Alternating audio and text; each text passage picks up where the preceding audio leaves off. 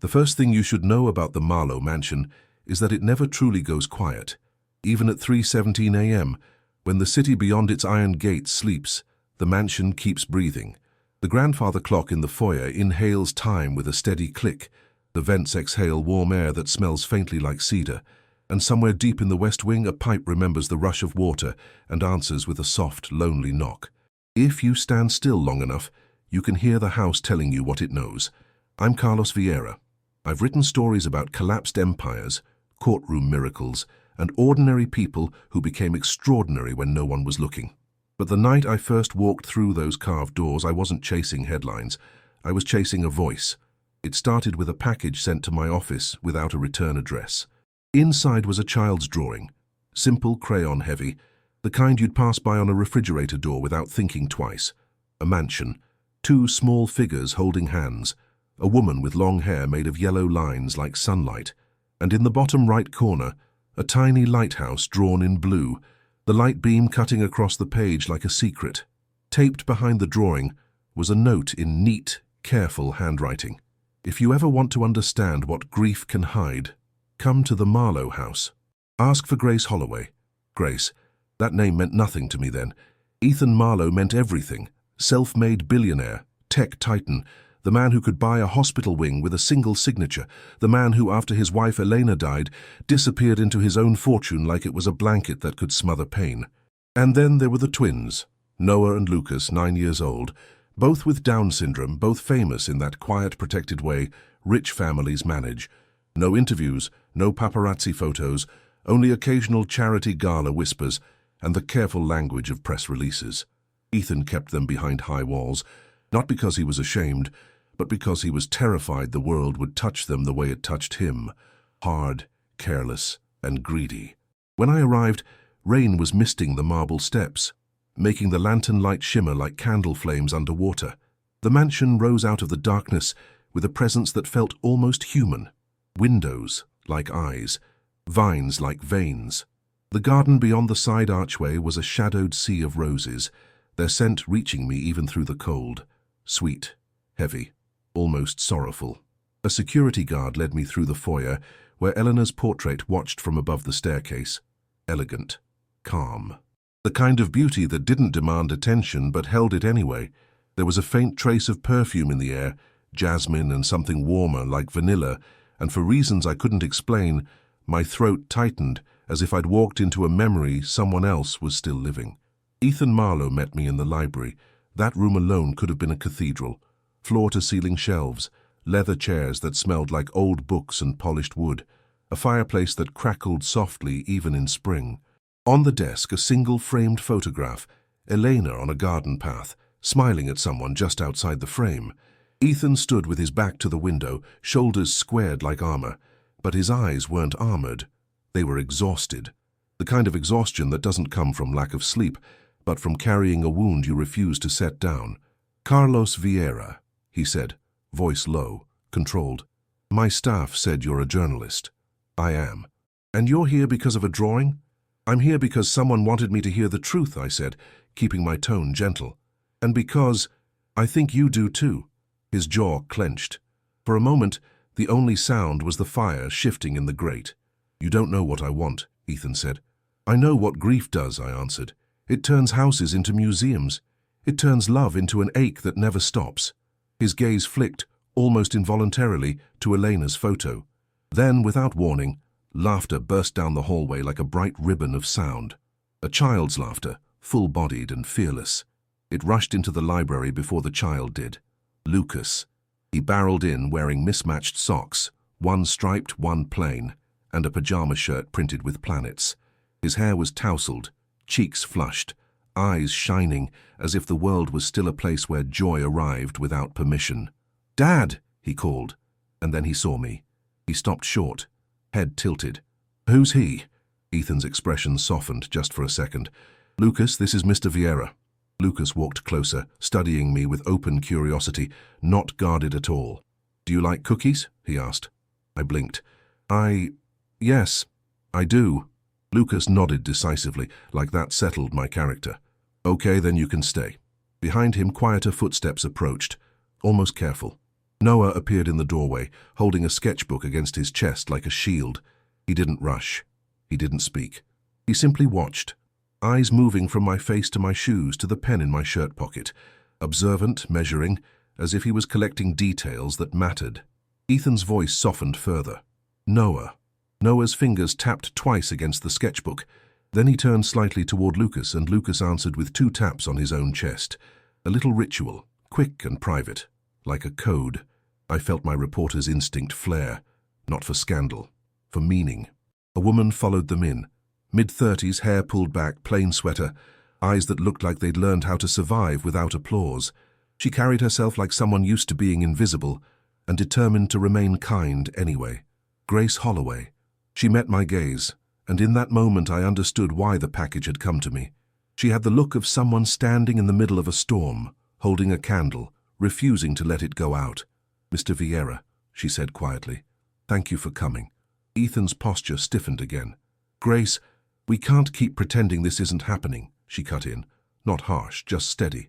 "Not anymore."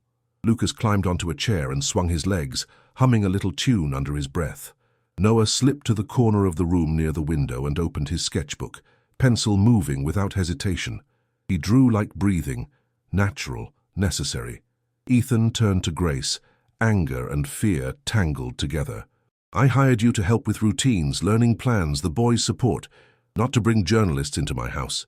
Grace's eyes didn't drop. "I know what you hired me for. I also know what they're trying to take from you." My stomach tightened.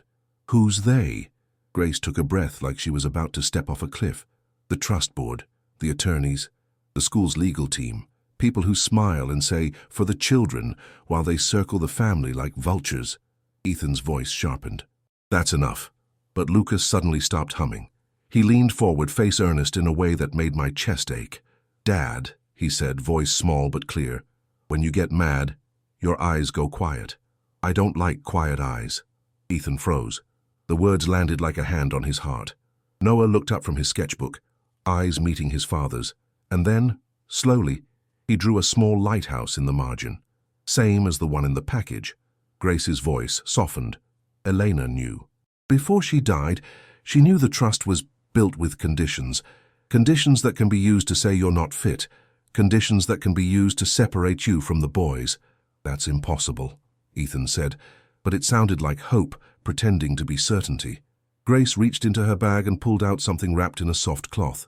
A small cassette tape, old-fashioned, the kind you'd expect in a drawer, not a billionaire's mansion.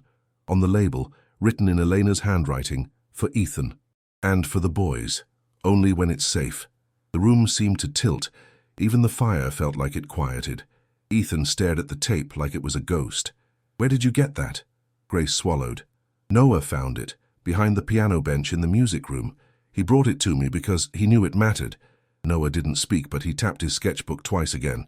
Lucas answered, their code alive between them. Ethan's hands trembled slightly as he reached for the tape, then stopped himself as if he was afraid to touch it. "Elena's gone," he whispered. Grace's voice broke just a little. "Her voice isn't." Ethan's eyes flashed toward me, suddenly suspicious again. "And you brought him here because, what? You want me to play it for a journalist?" Grace shook her head. "I brought him because I think you're surrounded by people who will twist whatever is on that tape. I think you need someone outside your money, outside your contracts, someone who can record what's true, not what's profitable." Lucas slid off the chair and padded over to Ethan, pressing his small hands against his father's leg. "Dad," he murmured, "please don't break. I need you whole." Ethan's face tightened, grief pressing up behind his eyes like water behind a dam. He looked down at Lucas, then toward Noah, who watched silently, pencil hovering like he was waiting for permission to draw the next part of their lives. Ethan finally looked at Grace again. "What happened today?" he asked, voice low. Grace's answer came like a match striking. "The school sent home a release form for the art contest. They want Noah's drawing for a campaign. They want rights, image use, interviews. They want to brand your child's heart." My chest went cold. Grace continued, "And the Trust's legal office called right after. They said if you refuse to cooperate with public engagement, it could be viewed as withholding opportunities and not acting in the children's best interest." Ethan's breath hitched. For a second, the billionaire armor cracked, and underneath it was just a father cornered. Noah, without looking up, drew a door. Then he drew a hand on the doorknob, then a lock. And under it, in shaky pencil letters, he wrote something I didn't expect. Help. Grace's eyes filled as she saw it. Lucas leaned in, reading slowly, then whispered as if speaking to Noah's drawing was speaking to Noah's heart. We help. We always help. Ethan stood there, holding a cassette tape he was afraid to hear, while the mansion around us breathed in the dark. And I realized this wasn't just a story about a billionaire's grief. It was a story about a mother's warning. And the moment a child's drawing became the only map out of a maze, because somewhere inside that tape was a truth Elena had hidden like a candle in a storm, and the people who built the maze were already on their way back through the gates. The next morning, an official envelope arrived with a court seal, dated for a hearing in 48 hours, and Elena's name printed on it like she'd never left. The envelope sat on the library desk, like a threat dressed in formal language. Ethan didn't open it right away. He stared at it the way people stare at a cliff edge, knowing they have to look down, fearing what the drop will do to them. The morning light through the tall windows made dust motes float like tiny ghosts, and the mansion's quiet felt tense, watchful. Grace stood with her hands folded, trying to look calm while her eyes kept flicking toward the hallway, toward the twins' wing, as if she could sense danger approaching the way some people sense thunder before it hits.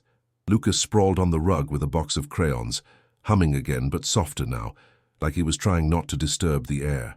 Noah sat at the coffee table, sketchbook open, drawing the mansion from memory, each window precise, each line patient. He added the lighthouse in the corner again every time. I leaned against a bookshelf, notebook in hand, but I wasn't writing. Not yet. Something in the room told me words would be too loud. Ethan finally broke the seal.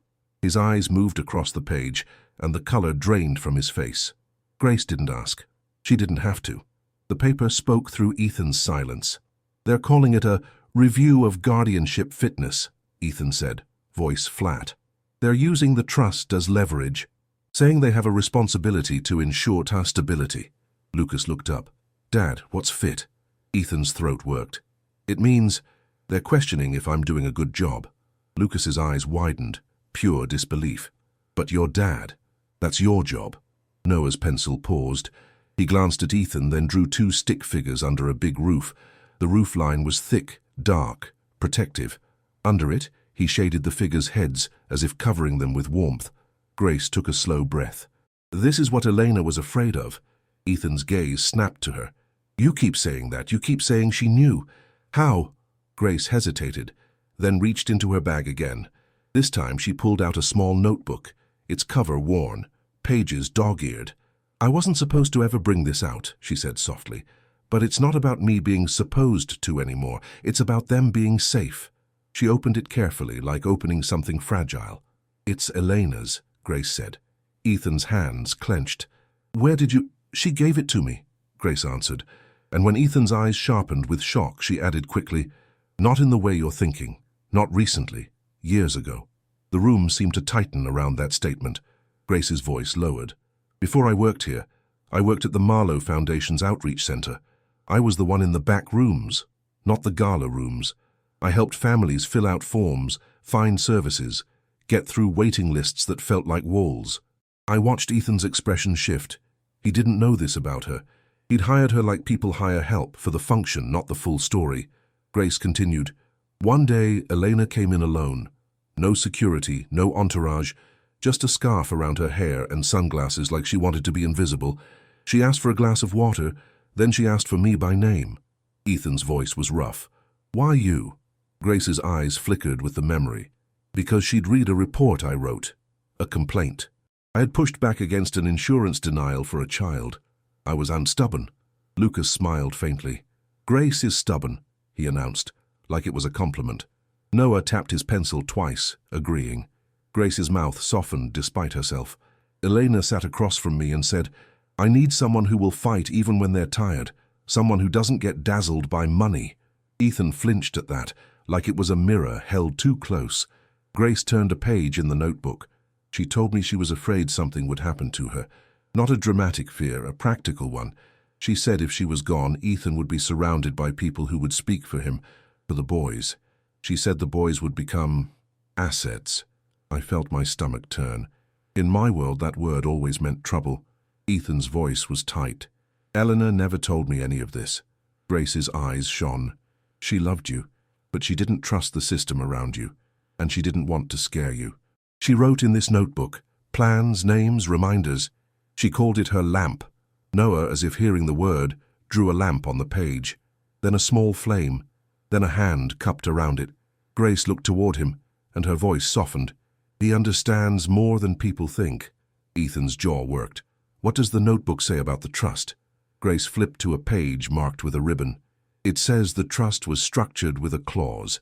If a guardian is deemed unstable or uncooperative, with developmental opportunities, the trust can petition for oversight. It frames it as protection, but it's control. Lucas frowned, struggling to hold the idea. They want to control us. Grace knelt beside him. They want to control choices, and choices are part of freedom. Lucas's eyes filled. I like freedom. Noah drew a bird in the corner, wings wide. Ethan paced to the fireplace, then stopped, hands gripping the mantel so hard his knuckles went pale. I can buy better lawyers than... Grace's voice cut through, gentle but firm. This isn't about better lawyers. This is about perception, about paperwork, about who gets to define best interest. Money doesn't win every room, Ethan. Sometimes it just makes people more determined to beat you. Ethan turned, anger flashing. So what do you want me to do? Sit down and let them take my children? No, Grace said, voice steady. I want you to listen to Elena, to Noah, to Lucas, and to something bigger than your bank account. That last part landed with a strange weight. Faith wasn't a show in Grace's voice. It was a quiet engine, the way she held herself, like she believed the world could still bend toward good if you kept pushing. Lucas crawled into Ethan's arms suddenly, climbing like a small mountain goat until he was pressed against his father's chest. Dad, he whispered, your heart is loud when you hug me. That's good loud. Ethan's face crumpled for half a second before he swallowed it down. Noah stood, walked over, and placed his sketchbook on Ethan's knee. On the page was the mansion, 2 stick figures, a lighthouse, and now a small rectangle that looked like a cassette tape. Under it, Noah had drawn waves. Grace inhaled sharply. He's telling you, she murmured. The tape. It's the lighthouse. It's the light Elena left. But it's threatened. Ethan stared at the drawing, as if it was a legal brief written in crayon. I finally spoke. Why the lighthouse? Grace glanced at me, hesitating as if it was sacred. It's our private language, she said. Mine and theirs. Lucas brightened. Lighthouse time. Noah's eyes flicked toward Lucas, and Lucas did 2 taps on his chest. Noah answered with 2 taps on his sketchbook. Then both boys, in unison, made a small motion with their hands, like turning an invisible knob.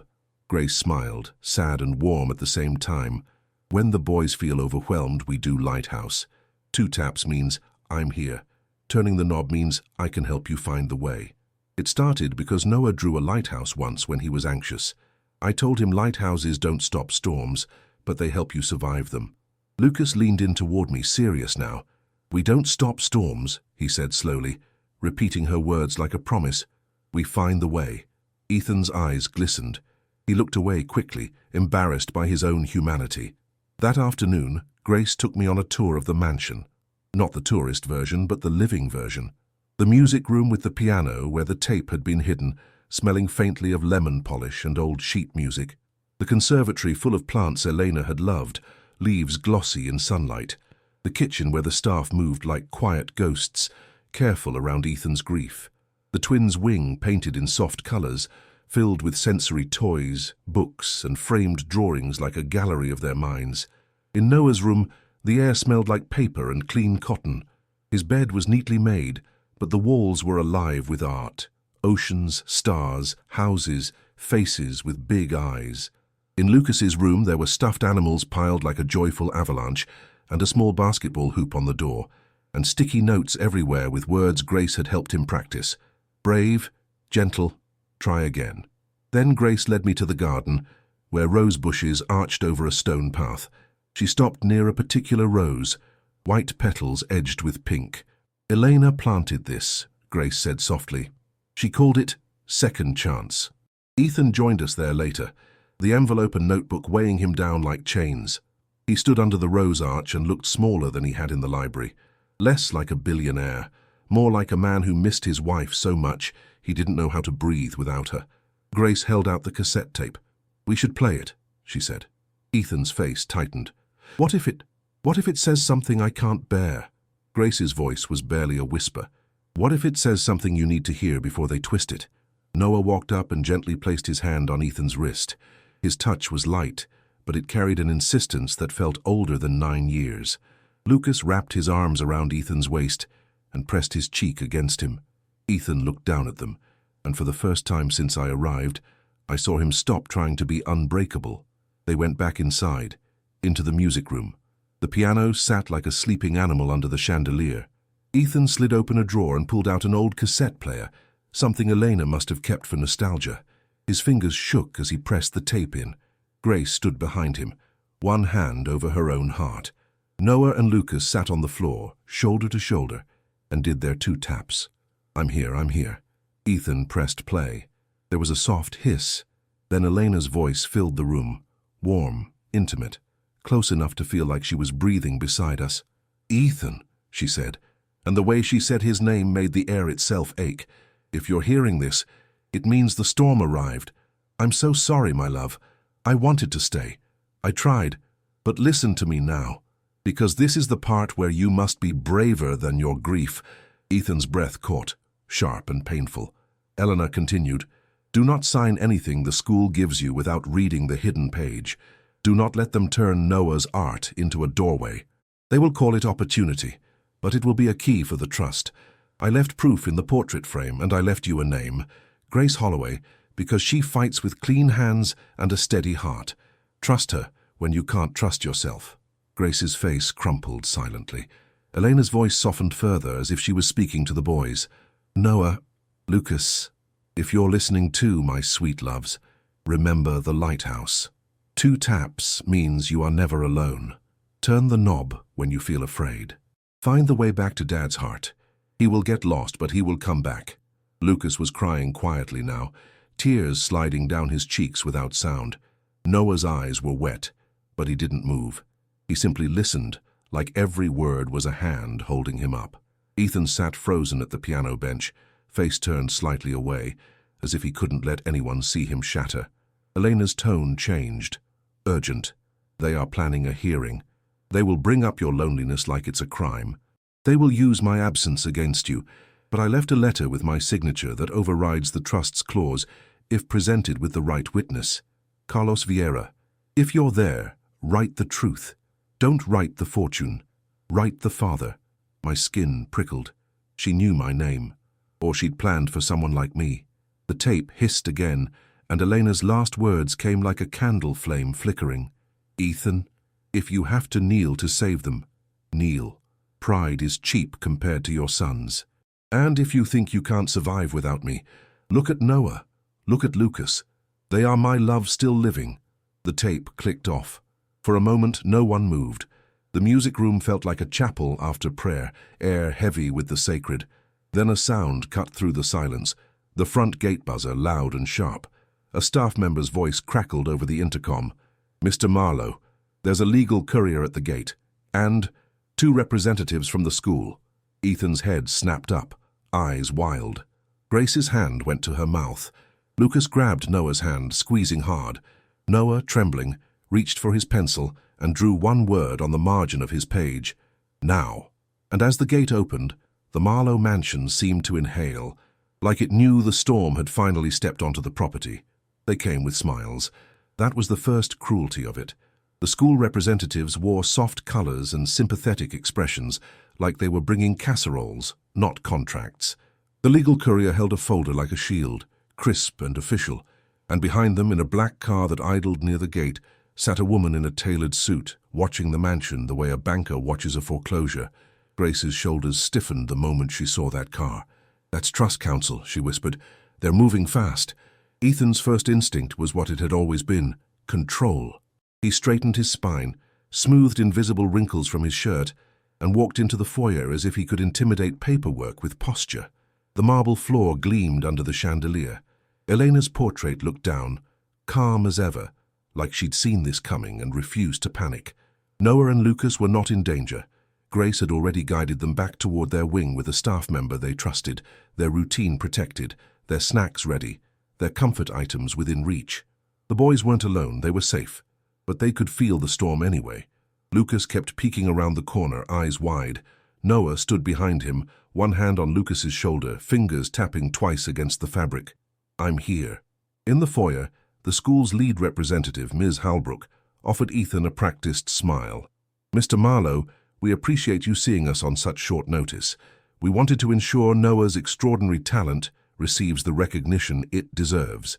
Ethan's eyes narrowed. "My son is not a marketing opportunity."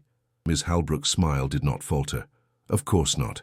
It's about inclusion, inspiration, showing other families what's possible." Grace's voice was quiet but sharp. "And the release form has a hidden page?" The smile twitched, just slightly. Ethan's gaze snapped to the folder. "Give it to me." The courier offered it. Ethan opened it, flipping pages. The first page was harmless. Permissions, media consent. But then, tucked behind it like a blade in a bouquet, was a second sheet. Dense legal language, rights assignment. A clause about exclusive use in perpetuity and collateral partnerships. The kind of wording that could swallow a family whole. Ethan's breathing went shallow. Grace leaned in, scanning quickly. "This is what Elena warned about," she murmured. Ms. Halbrook lifted her hands in a gesture of innocence. "It's standard. We work with sponsors. We raise funds for programs." Ethan's voice came out colder than I expected. "You raise funds using children." "Using?" Ms. Halbrook echoed softly, wounded. "No, Mr. Marlowe. We celebrate them." From the corner, Lucas whispered, voice trembling, "They're talking like snakes." Noah's hand tightened on his shoulder. The trust attorney finally stepped forward from the shadow of the staircase. Her name, she introduced, was Maren Voss. She spoke like a person who had never had to apologize for anything in her life. "Mr. Marlowe," she said smoothly, "I'm here to ensure the trust's obligations are upheld. The trust exists to protect Noah and Lucas's best interests, including their access to opportunities and stability." Ethan's jaw flexed. "My children are stable." Maren's eyes flicked upward to Elena's portrait, then back to Ethan. "Grief can distort perception. The trust's board is concerned you may be isolating the boys due to personal difficulties." The words were carefully chosen. Not accusations. Suggestions. Poison in perfume. Grace stepped closer to Ethan. "Elena left a letter," she said, voice tight. "A letter that overrides the clause." Maren's smile was almost indulgent. "I'm sure she left many things.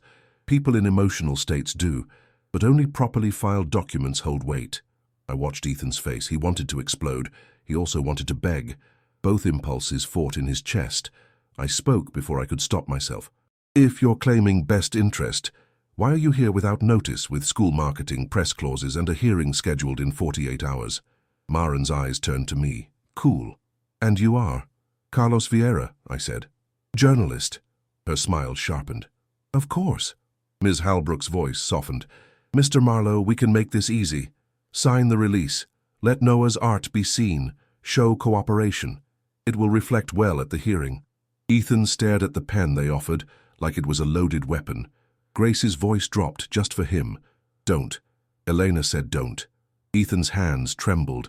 His wealth, his power, his influence. None of it mattered in this moment. Only the pen. Only the paper. He pushed the folder back. "No." Ms. Halbrook's expression hardened, the mask slipping. "Then the school will proceed with the contest board's decision. The piece has already been submitted digitally. We have a responsibility to our sponsors." Grace's eyes widened. "You already?" Maren Voss nodded slightly, as if confirming a chess move. "Which means the trust board will view your refusal to formalize the release as obstruction of developmental opportunity." Ethan's breath hitched. "This is extortion." "It's governance," Maren replied gently. "And governance has procedures." Behind the corner, Lucas started to cry. Not loud, but deep. The kind of crying that sounds like the body trying to hold a breaking heart together. Noah wrapped both arms around him, forehead pressed to Lucas's temple, their private ritual turning into something holy. Grace closed her eyes briefly, and I saw her lips move in a silent prayer. Later that night, after the visitors left with their polite threats, the mansion felt colder. The wind outside rattled branches against windows. The hallway lights seemed dimmer. Ethan sat in Elena's atelier, her private art room, where half-finished canvases leaned against the walls like paused conversations. The scent of turpentine and dried paint lingered faintly.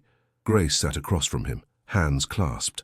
I hovered in the doorway, witnessing, not intruding. Ethan stared at the cassette tape on the table. "She knew," he whispered. "She knew they'd come for them." Grace's voice was soft. "She tried to build you a lighthouse." Ethan let out a broken laugh that wasn't humor. "And I built walls. I thought walls would keep them safe." Grace leaned forward. "Walls keep people out, but they can also trap you inside. Elena didn't want you trapped." Ethan's voice cracked. "I don't know how to do this without her." Grace swallowed hard. "You do, you just don't want to admit you can."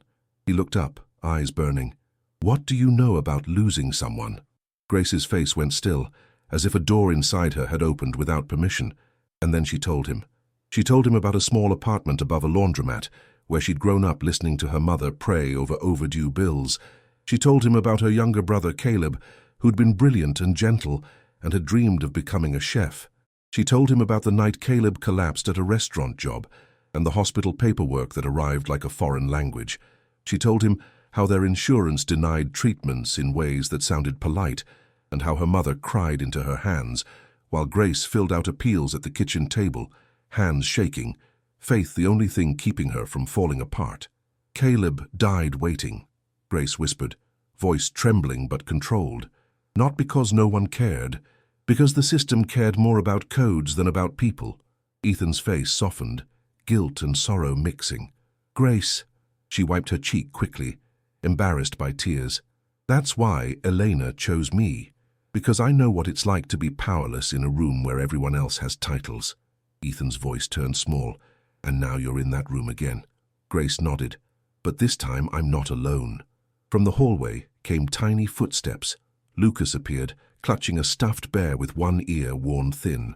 Noah followed, holding his sketchbook. Grace stood quickly. "Sweethearts, it's late. Do you need—" Lucas walked right up to Ethan and held out the bear. "For you," he said. "Bears help when hearts hurt." Ethan stared at the bear like it was a gift too pure for him. He took it carefully. Noah opened his sketchbook and showed Ethan a drawing, a courtroom drawn like a box. Inside were small figures. But outside the box, Noah had drawn a lighthouse, big, bright with beams reaching into the courtroom through the cracks. On the bottom, Noah had written 3 words, the letters uneven but determined. "We go together." Grace's breath caught. Ethan's eyes filled. Lucas climbed into Ethan's lap, curling like he belonged there. "Dad," he whispered, "you're not in trouble." "They are in trouble, because we have Mum's voice." Ethan's arms wrapped around him, then around Noah when Noah leaned in, hesitant but needing it. For the first time in a long time, Ethan let himself hold his sons like they were the only thing that mattered, because they were. Grace knelt beside them. "Lighthouse," she whispered. 2 taps, 2 taps, turn the knob, I'm here, find the way." In the quiet that followed, Grace finally spoke the plan. Not a criminal plan, not a trick, a truth plan. "Eleanor said there's proof in the portrait frame," Grace said. "We need it, tonight, before Marin comes back with officers or court orders or whatever they can scare you with." Ethan's face tightened. "Security won't let anyone touch that portrait." Grace's gaze was steady. "Then we do it with security, the right way, documented, with witnesses, with you present." Ethan hesitated. "If we touch it, they'll say we're tampering." I stepped forward. "If you do it openly, on camera, with your head of security and me as witness, it's not tampering, it's retrieval." Ethan looked at me sharply. "You'd film inside my home?" I held his gaze. "Not to sell it, to protect it." Grace nodded. "Truth needs receipts, Ethan. Systems don't respect tears. They respect documentation." Ethan's shoulders sagged. "Fine." They went to the foyer together. Ethan called his head of security, Mr.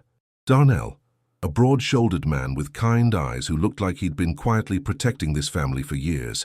Darnell arrived in minutes, alert but respectful. "What's going on, sir?"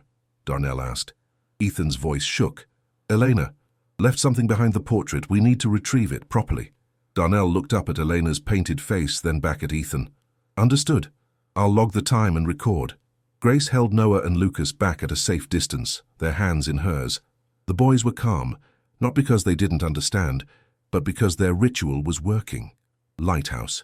Darnell carefully lifted the heavy frame from its mount. The wall behind it was pale, untouched, except for a small envelope taped neatly to the back panel of the frame. Elena's handwriting again. "If you found this, you listened." Ethan's breath broke, a sound halfway between a sob and a laugh. Darnell placed the portrait on a padded bench. Ethan peeled the envelope off with trembling fingers. Inside was a folded letter and a photograph, an actual photograph, not printed, not digital. The photo showed Elena standing in the conservatory, smiling softly. In her arms were baby Noah and baby Lucas. Behind her stood Grace, much younger, hair shorter, eyes wide with awe, holding a small blue lighthouse toy. Ethan stared, stunned. You were here," he whispered to Grace. Grace's face flushed with tears. "Not like this. Not in your life. Elena kept me at a distance. She said you needed to believe you could stand on your own, but she wanted someone in the shadows who knew the maze." Ethan unfolded the letter. His lips moved as he read. Then his hands began to shake harder. Grace stepped closer. "What does it say?" Ethan's voice was barely audible. "It says, the trust clause was designed by the board before the twins were even born. It was never about their safety. It was about control of my shares through them." My skin went cold. Ethan's eyes lifted to Elena's portrait, then to the letter again. "And she filed an override letter with a judge, sealed, but only released if—" he swallowed. "Only released if a witness can confirm Elena feared institutional coercion," Ethan finished. Grace's voice was firm. "I can confirm. I have the notebook, I have the photo, I have her tape." Ethan looked at her like he was seeing her for the first time. Not as staff, not as help, but as a person carrying part of his wife's last stand. Lucas whispered, "Mom built you a lighthouse, Dad." Noah's eyes shone, and he did 2 taps on his sketchbook. Ethan reached out and very slowly tapped twice on the envelope. "I'm here." But before anyone could breathe in relief, Darnell's radio crackled. "Sir," a guard's voice said, tense, "there's a car at the gate. It's Maren Voss. And she's not alone. She has a court officer with her." Ethan stared at the letter in his hands and whispered, "Then we're out of time, and the maze just found us." They didn't barge in. That's not how institutions win. They knock politely. They carry badges and folders. They speak in calm voices that sound reasonable, like the problem is you for feeling afraid.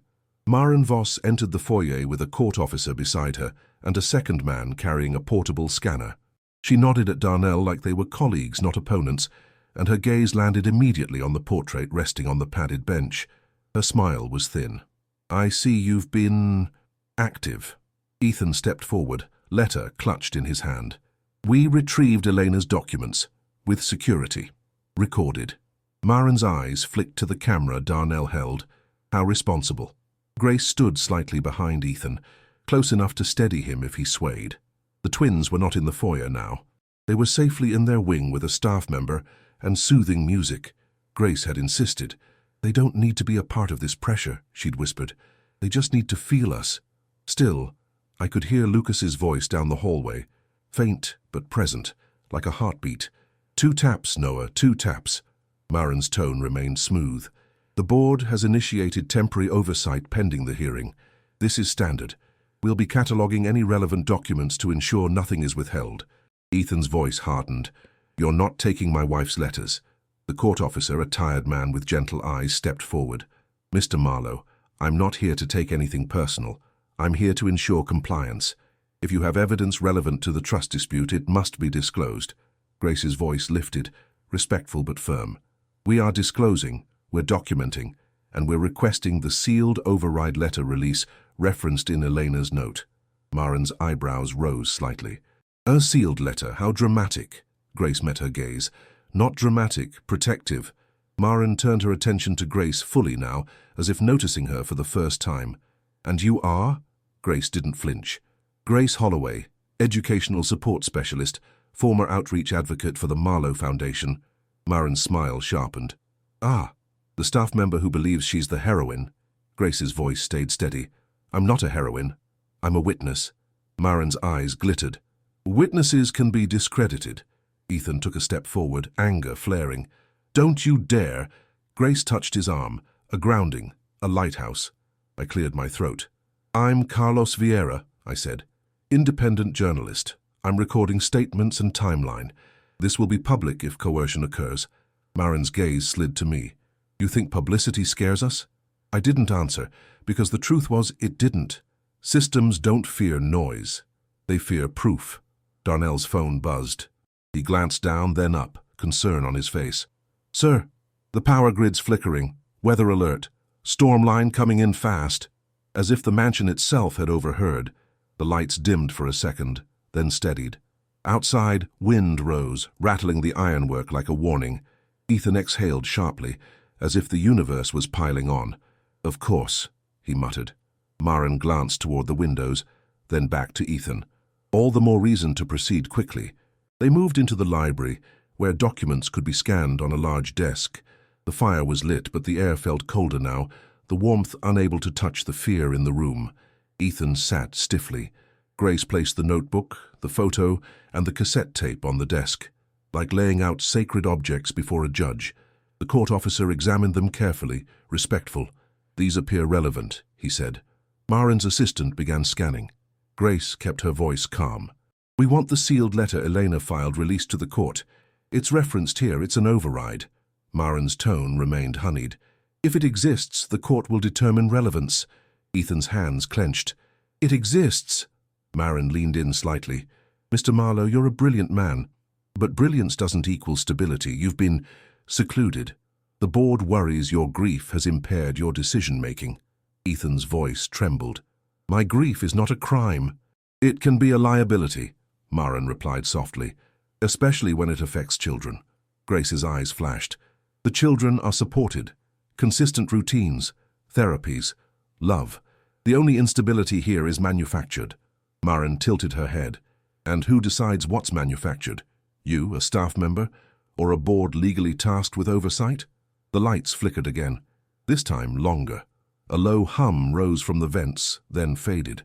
Outside, rain began to strike the windows, first as scattered taps, then as a steady, insistent drumming. Darnell moved toward the hallway.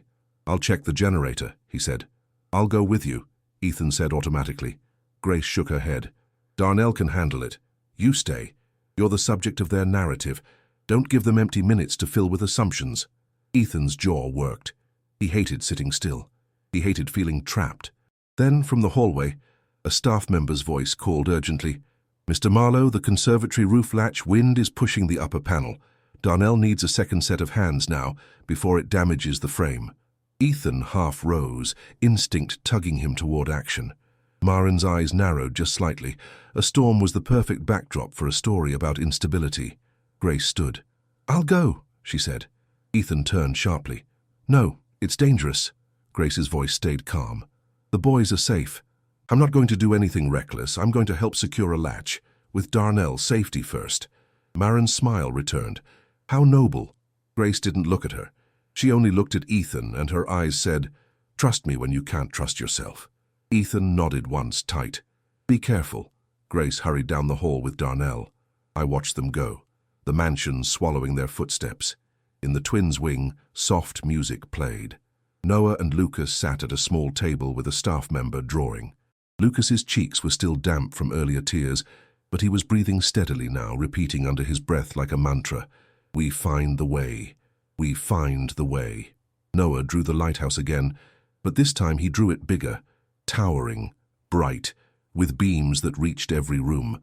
In the conservatory, wind howled against glass. Rainwater streaked down panes like tears. The smell of wet earth and crushed leaves filled the air. Darnell stood on a stable step platform, reaching toward an upper latch that had come loose. He didn't rush. He moved carefully. Grace stood below, steadying the platform with both hands, feet planted wide. The wind shook the frame, but the structure held. This was not a stunt. This was not a thrill. This was maintenance in a storm, done with caution and purpose. On my count, Darnell said. 1, 2, 3. He pushed the latch into place. It clicked. The panel settled. The immediate strain eased. Grace exhaled. Okay, she whispered, relief washing through her. And then the power went out. Not a dramatic explosion, not a scary flash, just a sudden drop into darkness. The conservatory's world, turning into a shadowed echo of itself. The rain outside was louder now. The wind sounded closer. Somewhere in the mansion, a backup alarm chirped softly. Darnell's voice stayed steady. "Grace, don't move. I've got my flashlight." He clicked it on. A narrow beam cut through the dark. Grace's breath came faster, but she did not panic. She lifted her chin, eyes focusing on the light. "Lighthouse. Find the way." They moved back toward the interior door slowly, hands brushing the wall for guidance, the flashlight steady between them. Their steps were careful, controlled. Back in the library, Maren Voss watched the security monitors on a tablet, expression unreadable. "Power outage," she murmured. "Unfortunate." Ethan's fists clenched. "My kids, their wing has backup lights," the court officer said quickly. "And staff, they're safe." Ethan nodded, trying to breathe. Then Maren's assistant's scanner beeped. "Ms. Voss," he said, "there's another envelope referenced here. It says, 'Sealed letter, family court.'" Maren's eyes sharpened. "That's not admissible without court order." Grace returned, damp hair clinging to her forehead, face pale but composed. Darnell followed, flashlight still on. They entered the library, and the moment Ethan saw Grace, relief flashed across his face like he'd been holding his breath the whole time. She nodded at him. "I'm here." Ethan stood, stepping toward her, then stopped, remembering all the eyes watching, all the narratives waiting to be written. Grace addressed the court officer. "We need you to contact the court immediately," she said. "Elena's note indicates a sealed override letter exists. The trust is attempting to proceed as if it doesn't." "That's coercion by omission." Maren's tone turned slightly sharper. "Choose your words carefully." Grace didn't back down. "I am." The court officer looked between them. He rubbed his forehead like a man caught between procedures and conscience. "I can request expedited review," he said, "but I need credible testimony that Elena filed such a letter and feared coercion." Grace stepped forward. "I testify." Maren's eyes flickered. "Your staff. Biased." Grace swallowed, then spoke anyway, voice clear. "Elena came to me years ago. She told me the trust board had built clauses to control the children.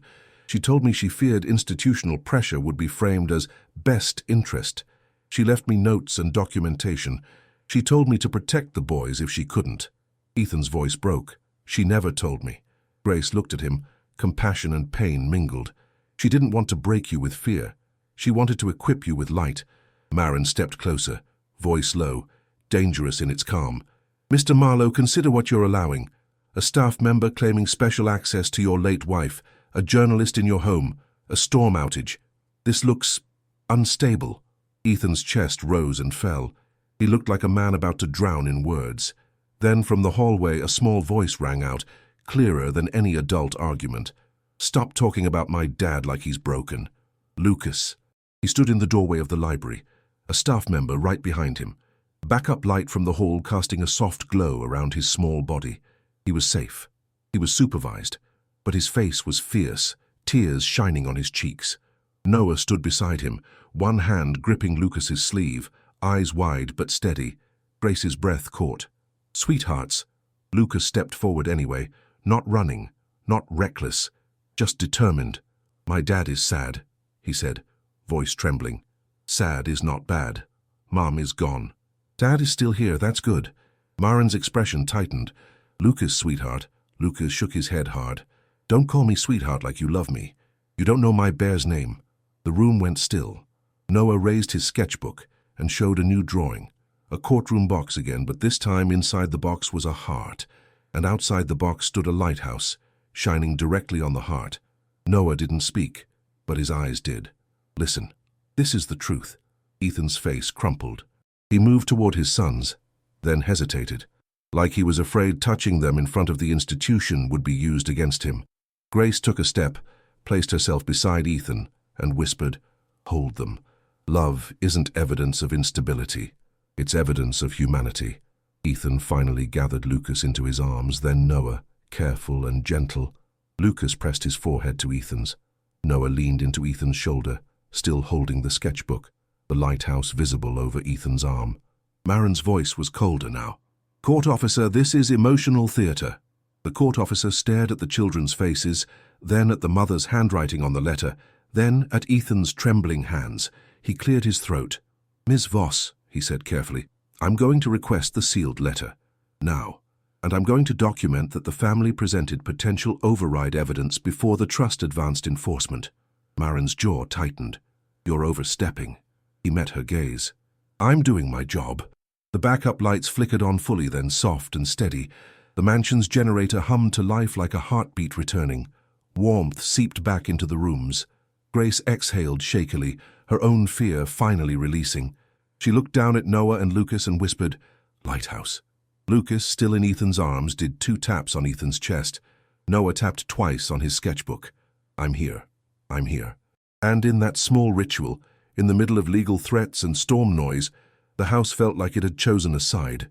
But as Maren Voss gathered her papers with tight, controlled movements, she leaned close to Ethan and whispered, "This isn't over, because the trust doesn't lose, it only waits." Morning arrived pale and clean, like the world had washed itself overnight. The garden roses glittered with leftover rain. The mansion's windows caught the early light and reflected it back like a warning and a promise. Inside, the air smelled of fresh coffee, warm bread, and something softer, relief, trying to settle where fear had been. They held the expedited hearing remotely first, an emergency procedural step.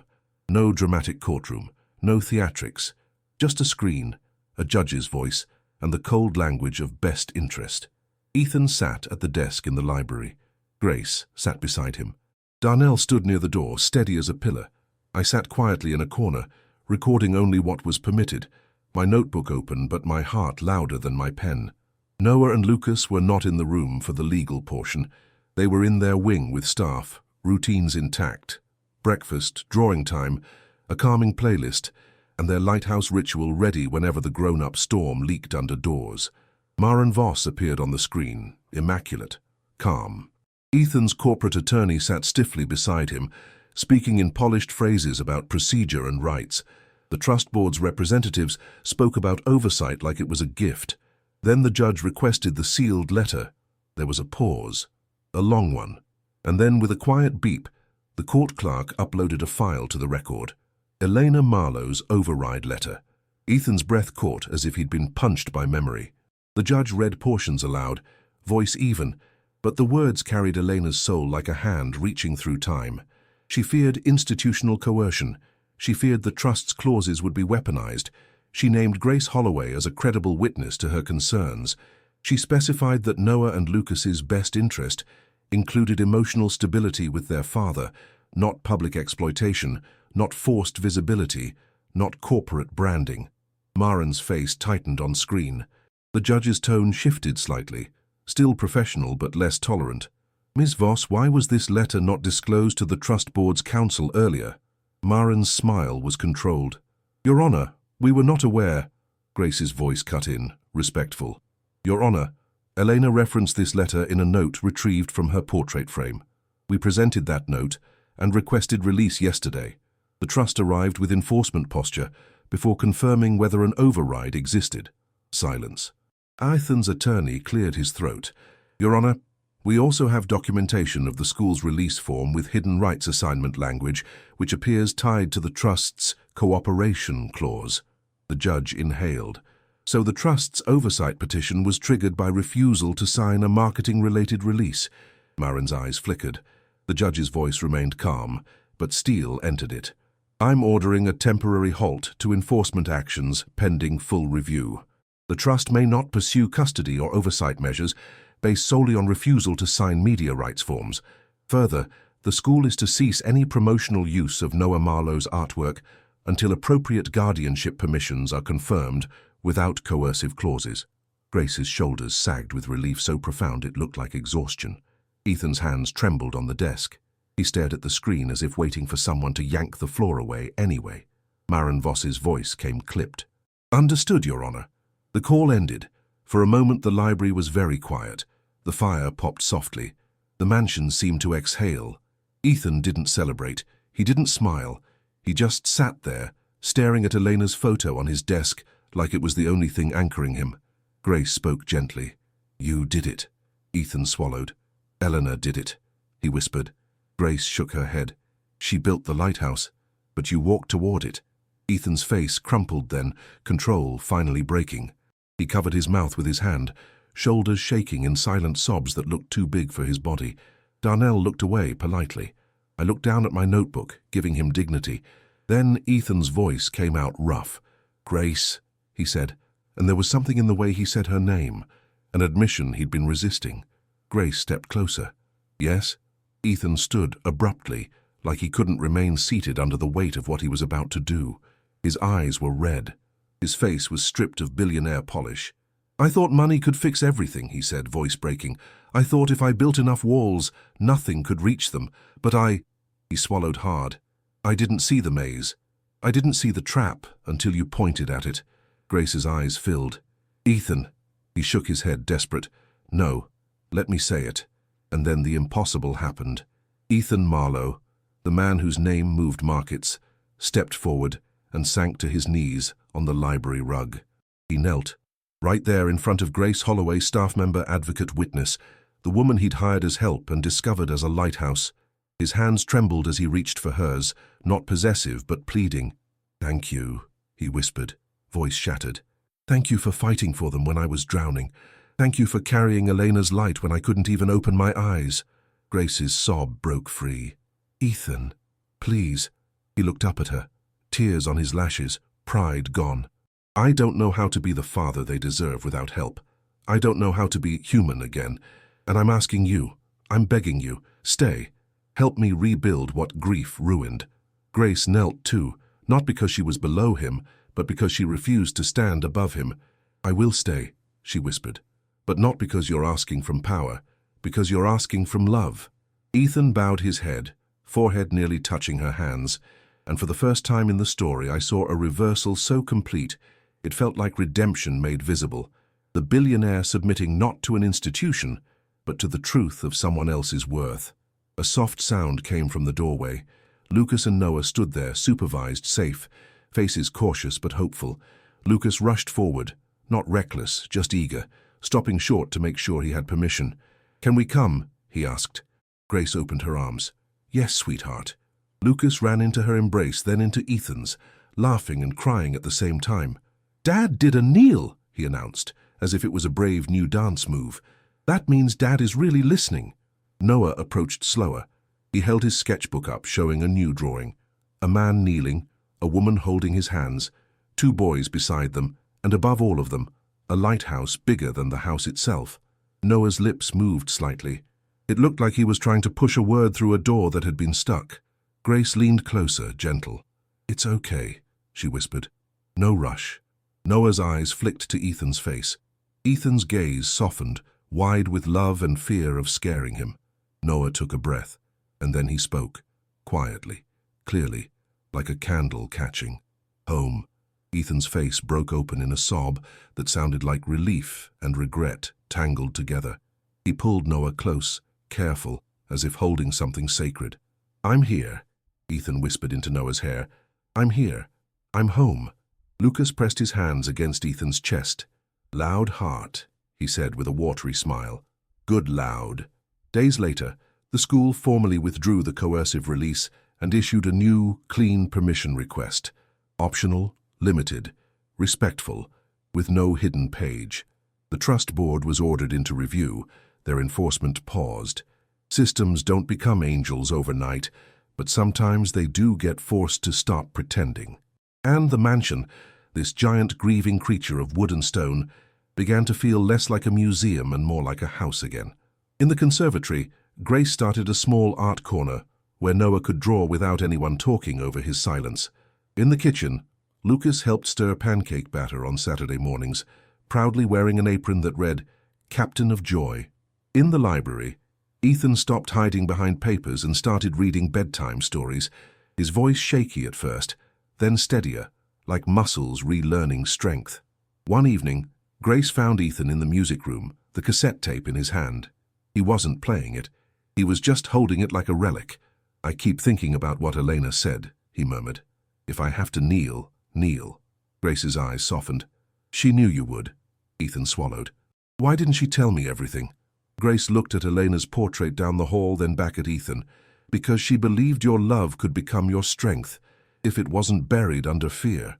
Ethan nodded slowly, tears gathering again. I spent so long trying to protect them from the world. I almost let the world convince me I wasn't good for them. Grace's voice was gentle but firm. You are good for them. And you're learning. That's what good fathers do. Lucas burst into the room mid-conversation, holding a drawing. Carlos, he called when he saw me nearby. Look! He held it up. A lighthouse, of course. But this time, the light beam wasn't aimed at the sea. It was aimed at a heart. Noah walked in behind him, calmer. He tapped twice on his sketchbook, then made the turning motion. Grace smiled. Lighthouse time, she whispered. Ethan looked at the boys, then at Grace. His eyes were softer now, less haunted. Thank you, he said again, quieter. Grace nodded. We go together, she replied, using Noah's words.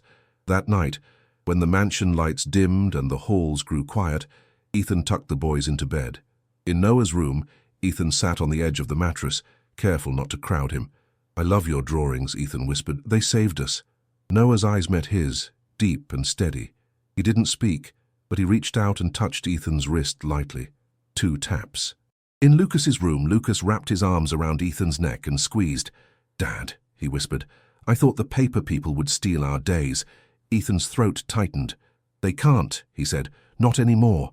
Lucas leaned back, eyes shining with that fearless honesty. Dad, he said softly, I can hear your heart. The words landed like a miracle.